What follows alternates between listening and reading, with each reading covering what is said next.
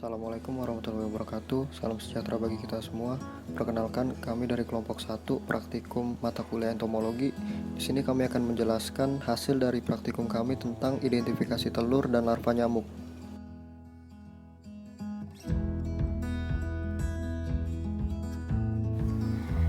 Di sini saya akan menjelaskan perbedaan larva Aedes dengan larva Culex. Larva Aedes mempunyai sifon atau trompet pada segmen abdomen ke-8.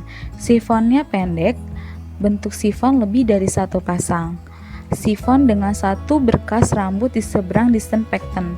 Sedangkan larva Culex mempunyai sifon panjang, bulu sifon lebih dari satu pasang, sifon dengan lebih dari satu berkas rambut di seberang distant pecten. Nyamuk Mansonia sering ditemui di rawa-rawa, sungai besar, di tepi hutan atau dalam hutan. Larva dan pupa melekat dengan sifonnya pada akar-akar atau ranting tanaman air, seperti eceng gondok, teratai, kangkung, dan lain sebagainya. Nyamuk Mansonia memiliki bentuk tubuh besar dan panjang, bentuk sayap asimetris, dan memiliki warna tubuh kecoklatan.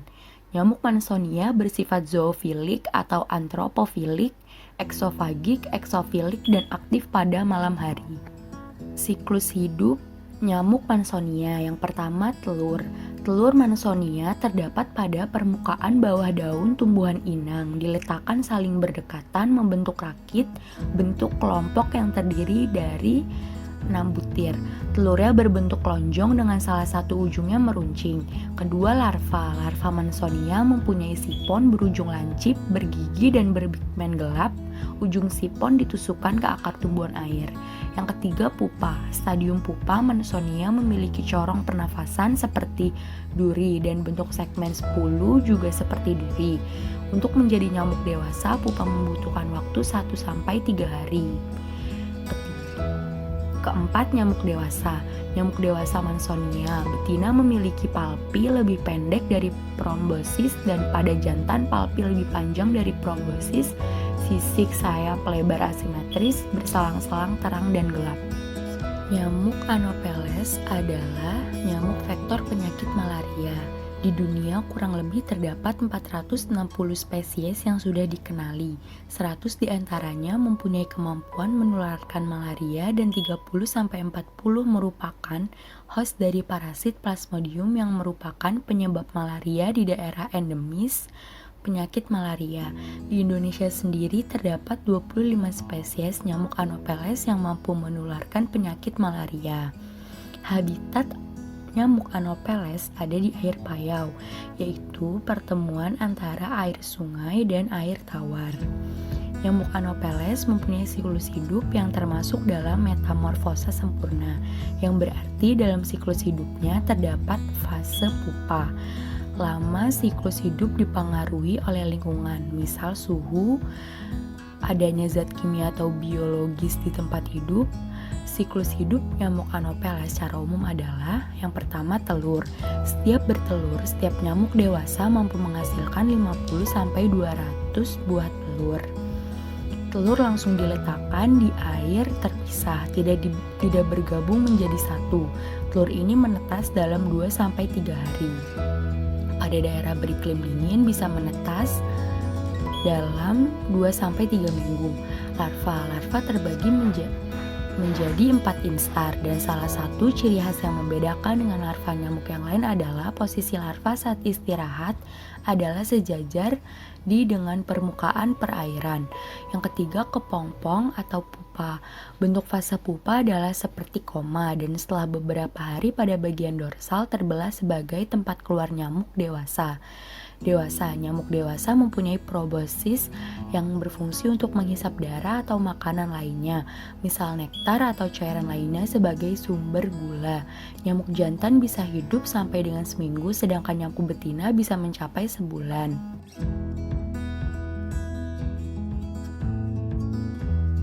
Aedes aegypti dan Aedes albopicus sama-sama mempunyai simptom, ya.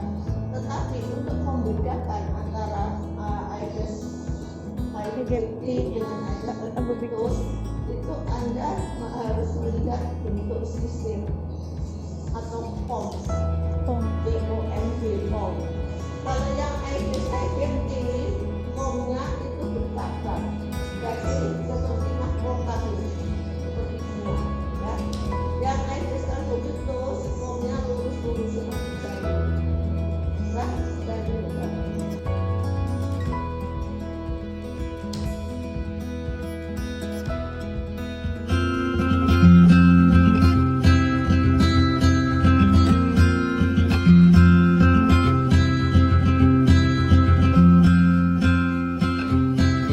Cara menangkap nyamuk ada 3, yaitu 1. Menggunakan alat yang dinamakan aspirator.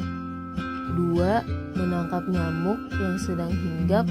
Nyamuk dimasukkan ke dalam pipet dan ditutup oleh kain kasar. Yang ketiga, nyamuk dimatikan menggunakan kloroform. Lalu mengamati nyamuk.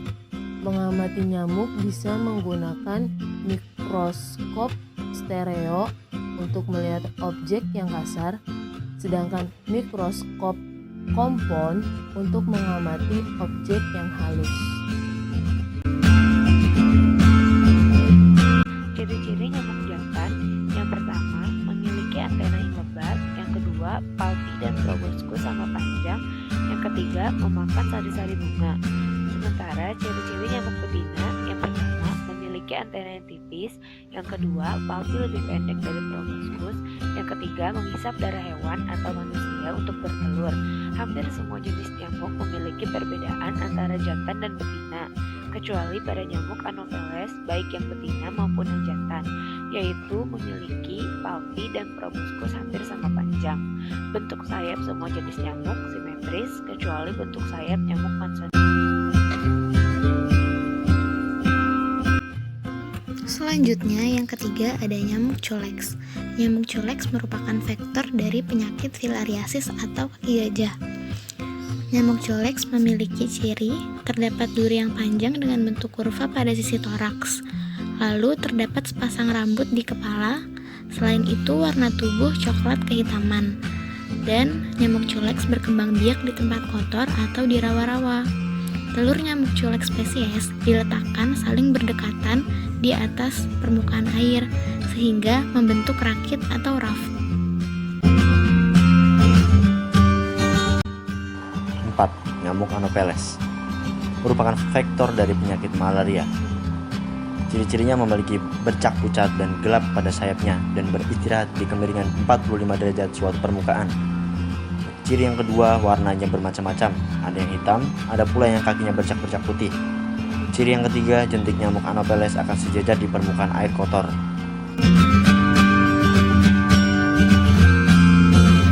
Selanjutnya ada nyamuk Mansonia. Nyamuk Mansonia merupakan vektor penyakit filariasis atau biasa disebut kaki gajah. Pada saat mengambil darah di manusia maupun binatang, nyamuk ini tidak membentuk sudut 90 derajat. Bentuk sayap dari nyamuk ini besar dan panjang. Bentuk sayapnya asimetris. Penularan penyakit dengan cara membesarkan tubuhnya. Nyamuk ini hidup di rawa-rawa dan bertelur di akar tanaman air.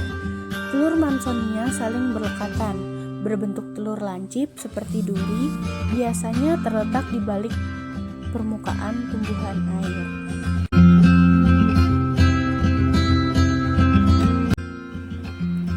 Nyamuk Aedes dibagi menjadi dua, yaitu Aedes aegypti dan Aedes albopictus, merupakan vektor dari penyakit DBD. Aedes aegypti memiliki pola berbentuk garis putih yang berjumlah 2 buah di punggungnya, dan terdapat pola garis-garis pendek berwarna putih yang cukup banyak yang menyebabkan nyamuk ini terlihat memiliki motif belang-belang. Sedangkan Aedes albopictus hanya memiliki pola utama berupa 1 garis putih di punggung. Suka bertelur di genangan air yang bersih atau jernih.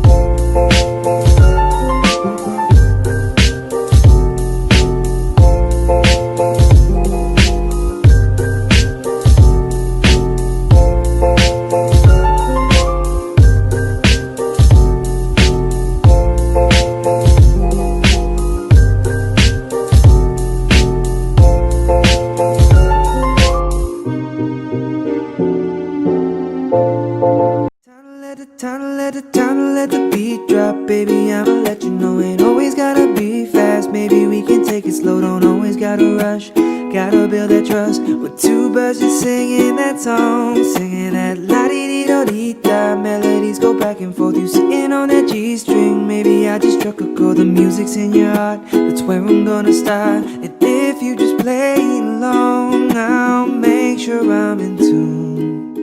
And this concert just for 2, 'cause this is our first song. Sorry I had you waiting so long.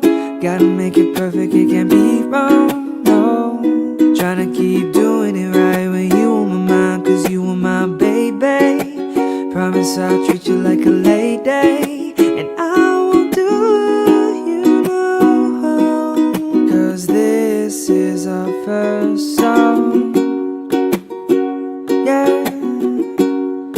let's take a flight through the clouds in the sky. Can bring us down to the ground in reality's whole. Let's make all the fantasies real. Yeah, you already. Assalamualaikum warahmatullahi wabarakatuh. Kami dari kelompok 2 akan menjelaskan hasil penelitian dari pinjal dan kutu. Pada bagian pinjal dan kutu, yang melakukan praktikum adalah Fadila Aprilia Kurniawan, Herlintinia Hurianda, Hana Sahira, Ishfalana Nur Islam, dan Muhammad Rafli.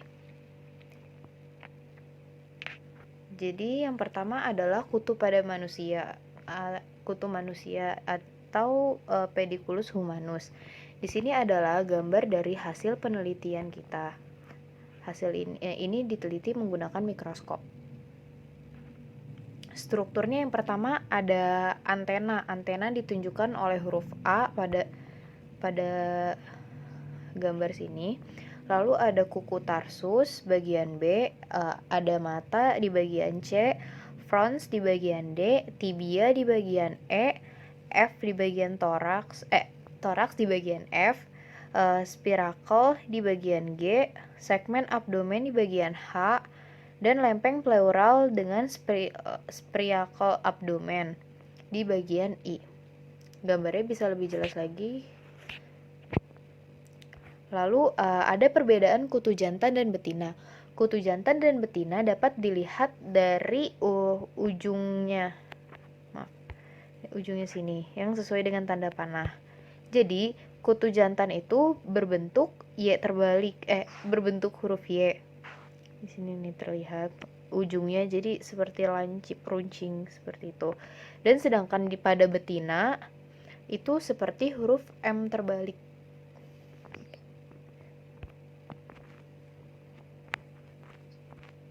Kutu kemaluan. Ini gambarnya. Selanjutnya ada struktur kutu kemaluan.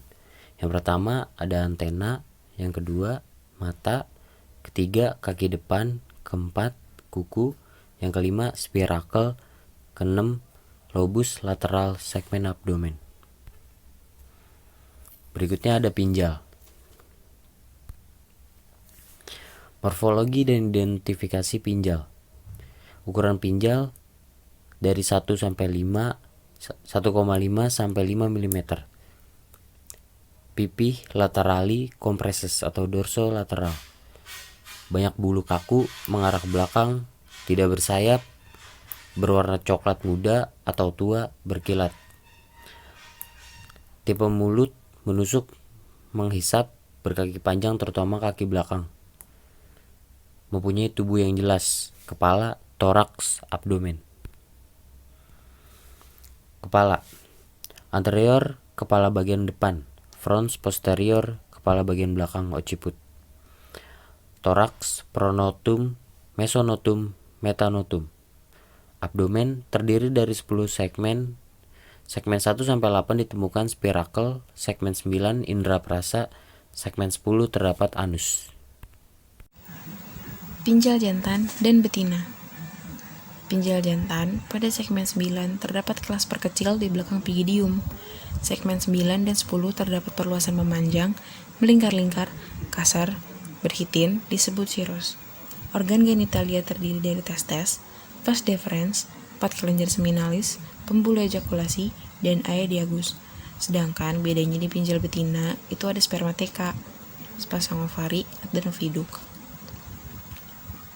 Xenocephalides canis dan felis. Genus Xenocephalides biasa ditemukan pada anjing dan kucing. Ciri-cirinya yaitu mempunyai sisir gena berjumlah 10 atau lebih, bentuk kepala membulat, sisir prenatal berjumlah 16, dan memiliki garis plural. Pinjal ini sebagai induk semang cacing pita dan filaria. Biasa ditemukan di kucing, C. felis, dan di anjing, C. canis. Perbedaannya, pada C. felis, sisir gena yang depan hampir sama dengan yang kedua, sedangkan C. canis, sisir gena yang pertama lebih pendek dari yang kedua. Sekian presentasi dari kelompok kami, kurang lebihnya mohon maaf. Wassalamualaikum warahmatullahi wabarakatuh.